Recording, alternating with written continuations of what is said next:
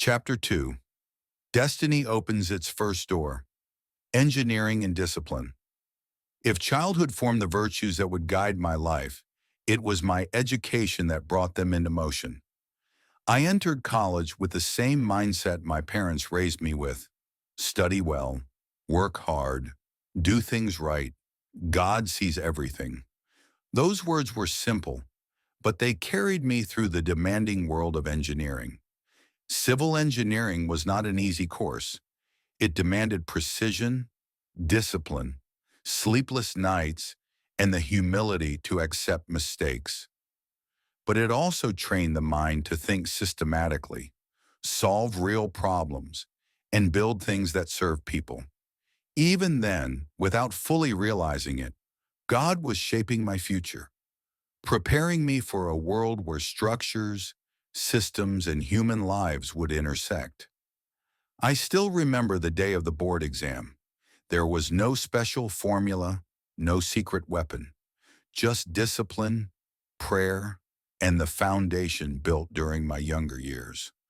When the results were released, something happened that I never expected. I placed second in the entire country. That single achievement, board top-notcher, second place, became one of the first major blessings that opened doors for me. Suddenly, companies noticed. Opportunities began to come.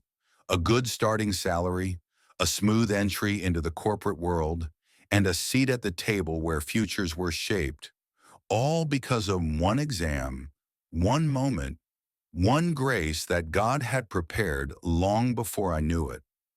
At the time, I simply saw it as success. Years later, I understood it as something deeper. It was God saying, "This is the door I am opening for you. Walk through it." But success alone is never the full story. What truly mattered were the values that brought me there. The honesty, the effort, the quiet discipline inherited from my parents. Those were the real inheritance, and they would become the compass I used in every chapter that followed. Placing second in the board exam did not make me great. It made me responsible. It was no longer just my story. It was now a trust, a calling to use what I learned to serve, to build, to lead with integrity, and to bring honor to the name my parents passed on to me. Looking back now, with the clarity that old age brings, I see it clearly. This was the moment destiny opened its first door. It was the first visible pattern in a long design that God had been weaving quietly since my childhood.